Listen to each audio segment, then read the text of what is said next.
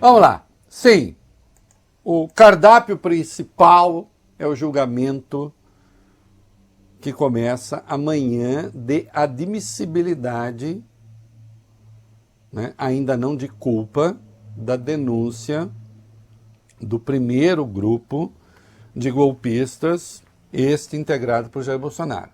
Eu vou chegar lá. Mas antes, eu quero começar com um voto do ministro Luiz Fux, que pediu vista no caso do julgamento da senhora Débora Rodrigues. E quero falar um pouco de juízos vigaristas, canalhas, desinformados. Desinformados não, pilantras, porque informados são. Fica aparecendo que ministros tarados para punir resolveram punir uma senhora, coitada, que passando diante de uma estátua qualquer, olha bem, viu a estátua, falou, quer saber? Vou tirar o botão da minha bolsa e vou pichar a estátua. E aí, é muito impressionante que pessoas desinformadas escrevam que gente que está pichando está sendo condenada a 14 anos.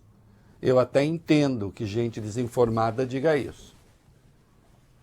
Que esse tipo de discurso prospere até na imprensa, aí nós estamos diante de um sinal óbvio de decadência intelectual.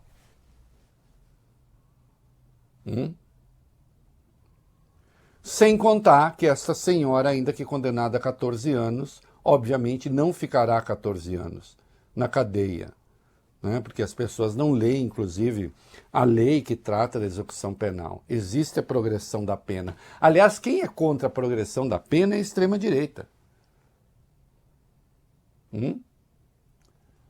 Se o poder que aquela senhora estava defendendo ali tivesse vencido, muito provavelmente a progressão de pena iria acabar no Brasil. Né? Aliás, os golpistas vivem sendo beneficiados por leis contra as quais eles lutam. Né? Mas vamos aos fatos e aqui eu quero fazer algumas considerações. Vamos lá. A primeira turma do Supremo Tribunal Federal já tem 2 votos para condenar a ré Débora Rodrigues dos Santos a 14 anos de prisão em regime fechado pelos crimes de tentativa de abolição violenta do Estado Democrático de Direito, golpe de Estado, associação criminosa armada, dano qualificado e deterioração de patrimônio tombado. Relator da ação penal, o ministro Alexandre de Moraes foi acompanhado por Flávio Dino. Hoje, Luiz Fux pediu vista. Ele tem até 90 dias para liberar o caso para julgamento. A análise começou na última sexta-feira, em plenário virtual, e iria inicialmente até o próximo dia 28. O caso ganhou repercussão nacional depois dessa ré ser flagrada pichando com um batom a escultura à Justiça, em Brasília, com a frase "Perdeu Mané". Ainda faltam votar, além de Fux, os Carmen Lúcia e Cristiano Zanin, presidente da primeira turma. O próprio advogado dela disse que não gostou do pedido de vista, porque, segundo ele, agrava a tensão. Vamos lá, depois eu vou fazer, aí eu conto tudo para vocês, vai. Reinaldo, os advogados de Débora Rodrigues dos Santos afirmaram que o pedido de vista, apesar de ser regimental, agrava ainda mais a tensão no caso. Para a defesa, a medida adia indefinidamente o desfecho para o julgamento. A ré está presa preventivamente desde março de 2023. Agora, com esse pedido de vista, a defesa disse que vai apresentar um pedido de liberdade enquanto aguarda a retomada do julgamento. Olha aqui. E ele também, o advogado, nega que tenha sido oferecida a ela a negociação, o acordo de não persecução penal. Ele diz, para ela não foi oferecido porque isso ficou circulando por aí, que teria sido oferecido e ela teria recusado. Presta atenção. A defesa tem todo o direito, e acho que cumpre o seu papel, ao dizer que é uma simples pichação e que ela, pobrezinha, por causa disso, mãe de 2 crianças, está sendo perseguida. Né? É papel da defesa tentar descaracterizar o crime ou rebaixar a importância do crime. Então, presta atenção, senhores advogados, porque tem gente que resolveu ficar magoada comigo. Não fala, não. Eu não estou querendo impedir defesa de fazer defesa. Se eu fosse um defensor, talvez eu também tentasse essa linha. Não sei. Né? Agora, quando a imprensa cai nessa conversa, nós não estamos diante de uma pichação. Tentar falar que se trata de um ato como um pichador qualquer que vai na parede... Não, peraí.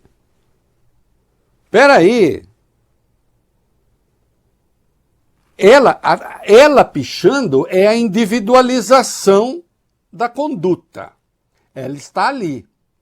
Sem dúvida, ela estava na invasão das respectivas sedes dos três poderes, no caso do STF. Ela foi a estátua que simboliza a justiça e que simboliza o poder judiciário e que simboliza o tribunal. Não é um pedaço de pedra qualquer. E escreveu na praça da depredação e da destruição o Perdeu Mané.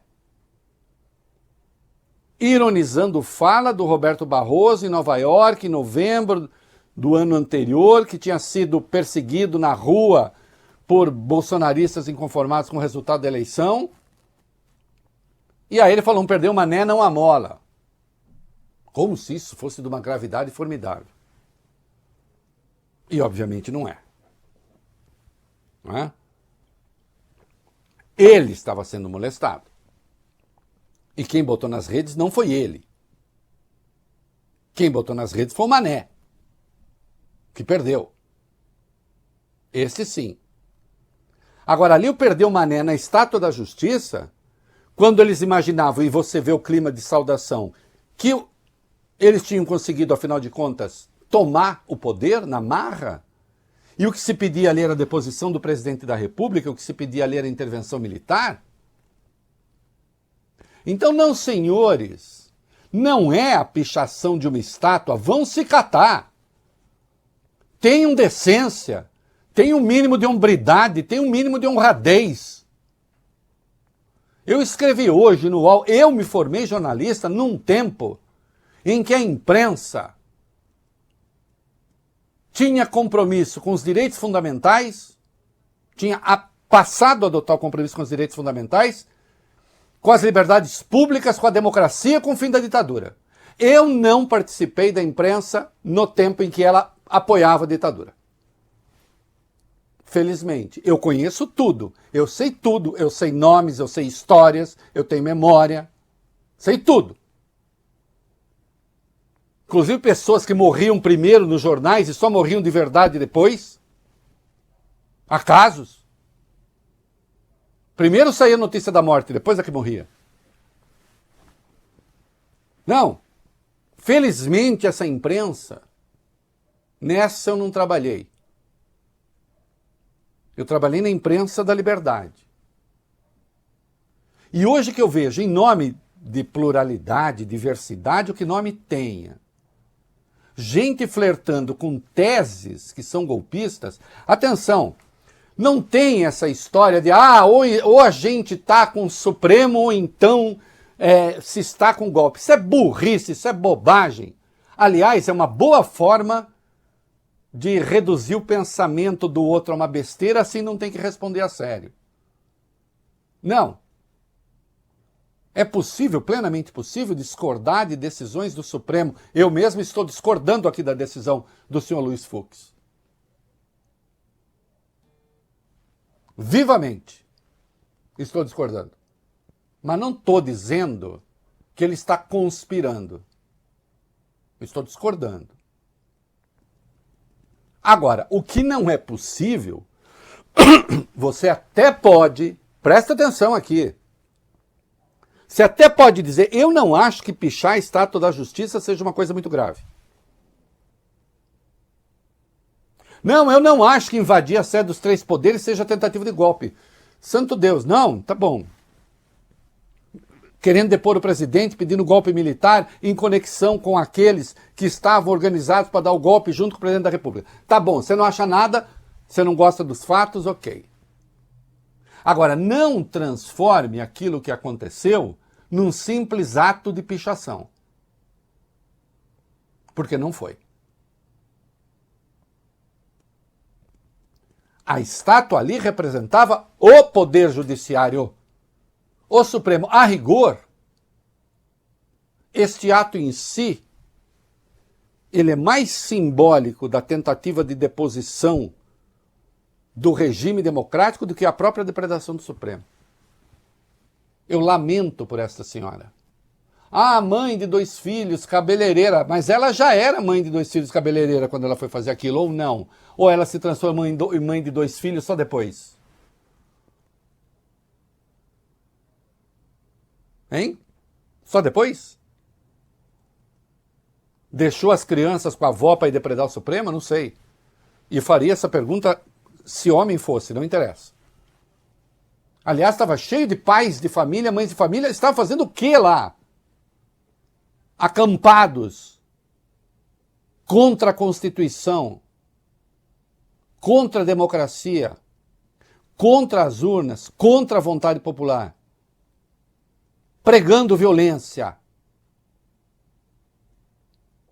Peraí, queridos, houve a tentativa de explodir um caminhão de combustível no aeroporto de Brasília. O que há? Agora, não, foi uma pichação. Como um moleque qualquer que decidisse pichar uma parede. Foi isso? Mas mensagens apagadas do celular que estavam lá.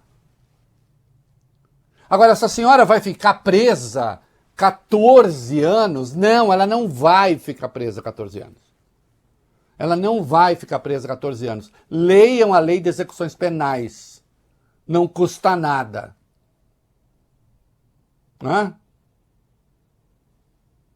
Deve sair o ano que vem, se condenada.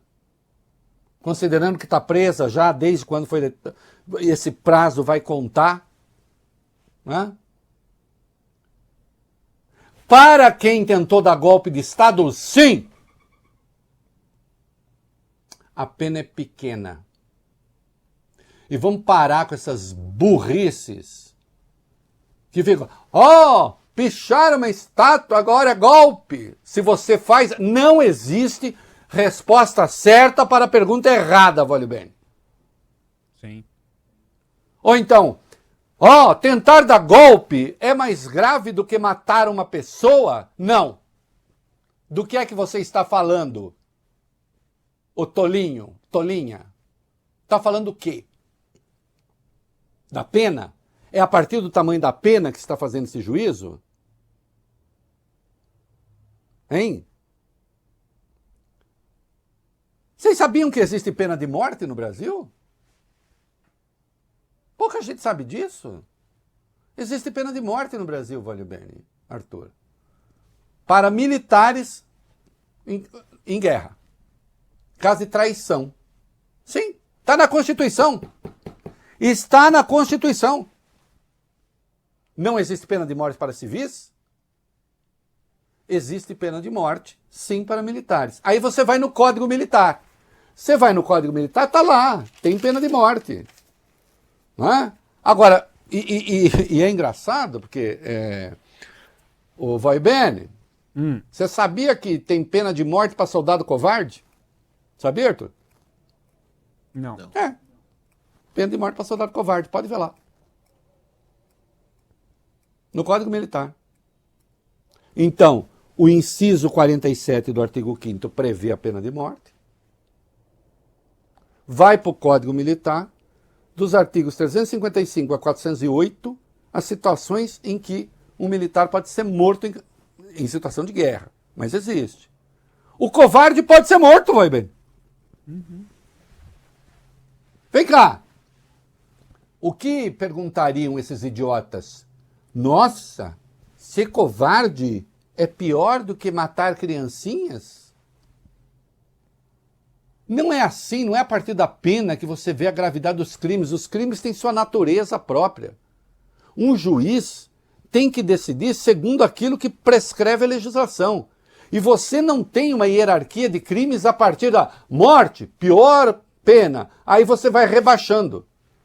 De sorte que se um sujeito facilitar a invasão do Brasil, ô idiota, aí você fala, não, é menos grave do que matar uma pessoa. Que tipo de burrice tomou conta desses setores? O que está acontecendo? Vamos se instruir um pouco sobre a natureza das coisas, a natureza do direito, a natureza dos crimes. Antes de vir com essas barbaridades. Hã? Acho a pena pequena para a natureza, para a gravidade do crime, já vai estar solta no ano que vem. Em razão da progressão da pena. Progressão da pena contra a qual a extrema-direita, que ela estava apoiando ali, luta. Né?